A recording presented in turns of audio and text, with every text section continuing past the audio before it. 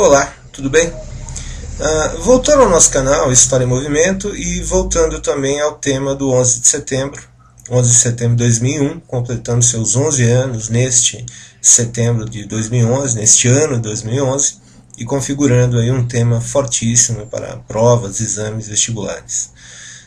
Nós vamos trabalhar agora, na verdade, uma sequência de materiais que a Globo News levou e tem levado ao ar no programa Sem Fronteiras, uma série de reflexões muito pontuais e bastante interessantes desses 10 anos do 11 de setembro em si. A gente começa com um material que vai trazer uma entrevista do, na época, Secretário de Defesa do governo dos Estados Unidos, Rumsfeld, e ele faz uma série de relatos e de reflexões muito interessantes. Nesse primeiro momento, nessa primeira parte, nós vamos ouvir o que o senhor Rumsfeld tem a dizer sobre o 11 de setembro em si, sobre o impacto desse momento, desse atentado, e poderemos observar isso na sequência.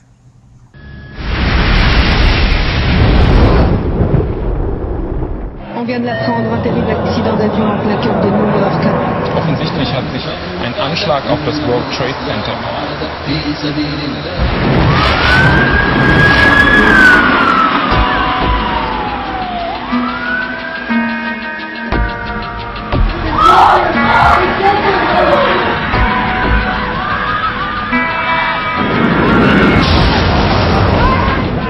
There were a lot of airplanes in the air. They had attacked the seat of economic power at the World Trade Centers, the seat of military power in the United States at the Pentagon. O ex-secretário de Defesa Donald Rumsfeld guarda como lembrança em seu escritório, em Washington, um pedaço do avião que atingiu esse prédio. O coração do poder militar americano. 10 anos depois do 11 de setembro, nós voltamos à mesma sala de aula onde o presidente Bush recebeu a notícia dos atentados. Você vai conhecer personagens que agiram nos bastidores, como os militares que tentaram interceptar os aviões sequestrados pelos terroristas. Nova York foi a cidade que pagou o preço mais alto no 11 de setembro. Quase 3.000 pessoas morreram aqui, onde ficavam as torres gêmeas do World Trade Center. Como vivem hoje os que sobreviveram?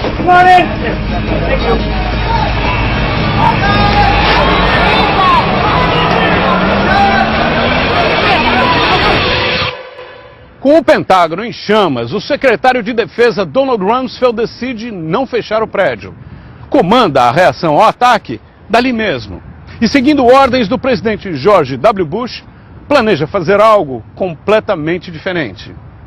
A Globo News começa a exibir agora uma série de programas preparados especialmente para lembrar os 10 anos do dia 11 de setembro de 2001, quando os Estados Unidos sofreram o maior atentado terrorista da história.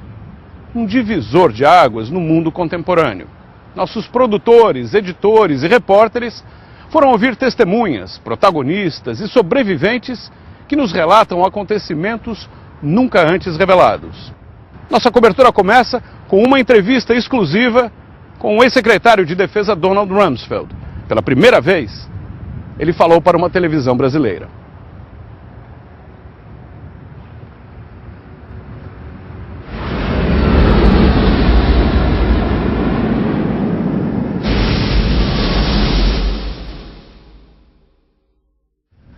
I had a breakfast meeting that morning with a number of members of the United States Congress who were in the process of considering the defense budget, how big it should be and what problems we had.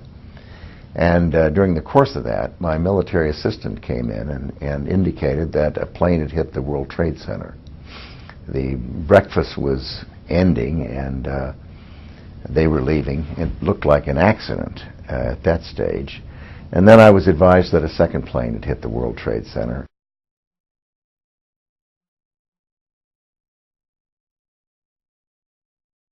Once the second plane hit, it was clearly an attack on America. We went back in my office right next door from the conference room where we'd been having breakfast, and my CIA briefer was there to give me the morning briefing. And as we were talking, the plane hit the Pentagon. and you feel it? You could feel it. And there's a piece of the plane that hit the Pentagon right on that table. And I left and ran down the hall to towards where I believed the impact had been. I didn't know if it was a bomb or an airplane or what. I just knew the building had been hit. Okay, Captain, we'll land next to the Fairfax 47.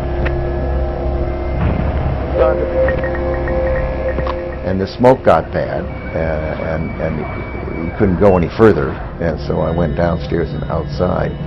And the field outside was filled with pieces of metal. The airplane had been filled with jet fuel, and when it hit the building, I saw a lieutenant colonel. He told me that he saw the plane hit the building.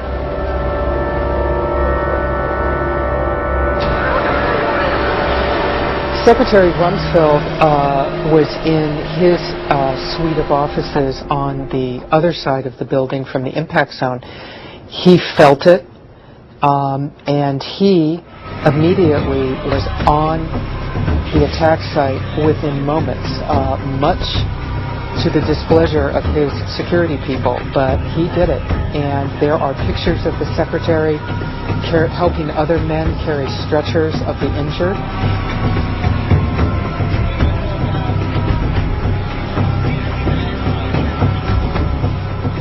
Well, what was clear to me was that the United States was being attacked in some form. I was told that the building manager felt that the building should be evacuated. I told him I didn't want the building evacuated, that anyone who had to leave areas that were too smoky, they could leave, and anyone who wasn't essential could leave, but that I did not want to shut down the Department of Defense. Why? Why? Because I think that it would have been exactly what the terrorists would have wanted, would be to shut down the Department of Defense of the United States.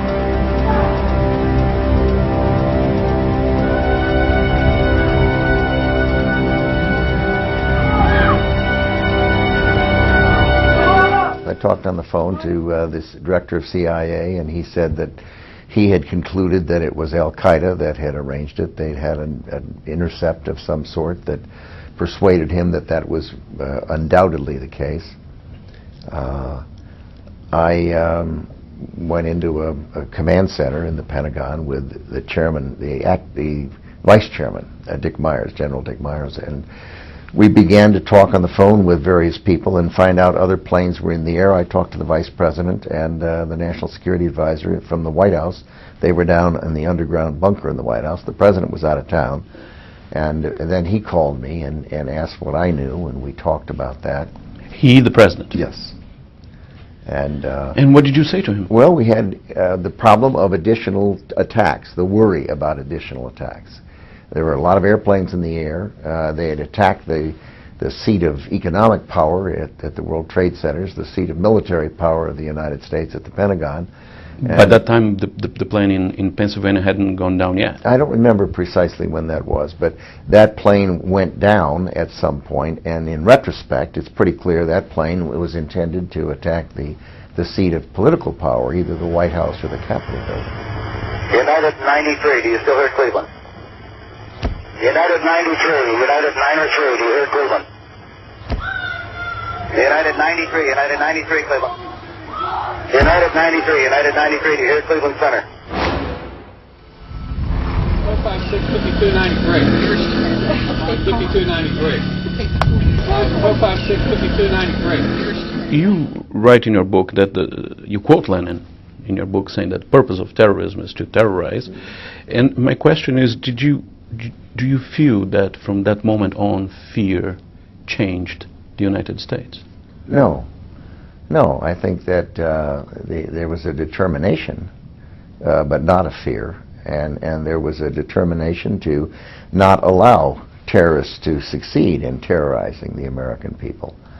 And I recognized, and we talked about the reality that a terrorist can attack at any time, any place, using any technique, and there's no way you can defend everywhere, at every moment of the day or night, against every type of possible attack.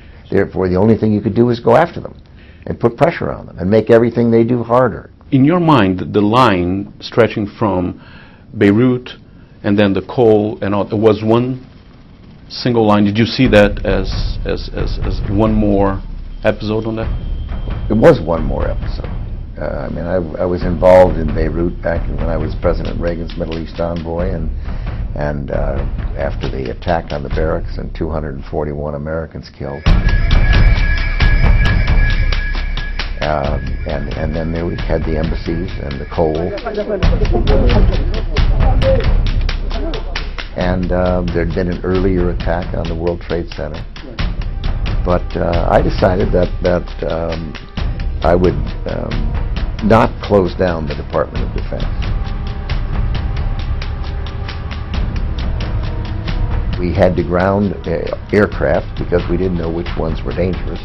There were a couple of planes coming in from overseas, one west, one east, that were flashing hijacked, and it turned out they were not hijacked, but there were those kinds of worries. We had aircraft in the air that were given orders that if a plane was behaving in a threatening way against a high-value target in the United States, that our military pilots could shoot the plane down. The President issued those orders. And he, of course, logically called his National Security Council officials, including me, and said that he wanted our thoughts on how to respond to this. So the President had decided that he was not going to do what had been done previously because it didn't work. Indicting people in absentia in the United States and firing off a few cruise missiles didn't solve the problem. The attacks continued and they escalated, and he resolved and was determined to do something quite different. In your book, however, you said that things could have been done differently, and you list some of them. Could you take me through those? I think you said that the focus should be stronger on the ideological characteristic of the Islamic threat. I see, yes. American people should have been... As time went along, the characterizing it as a war on terror left the impression that it was a war, and Americans think of World War I, World War II, the Korean War, things that start and end. This, however, is not a problem that's going to be dealt with bullets, or that the Department of Defense is going to be able to deal with exclusively. It's a competition of ideas, much more like the Cold War, where we had a communist aggression in most continents in the world, and it took time, decades. It wasn't a finite period, it was decades, and we had to compete against the ideas of communism and the fact that they didn't work, and that free political systems and free economic systems do. And I feel that the United States eventually is going to have to do a much better job of engaging the world in stopping people from training terrorists to kill innocent men, women, and children. En uno de ellos, los activistas entrenan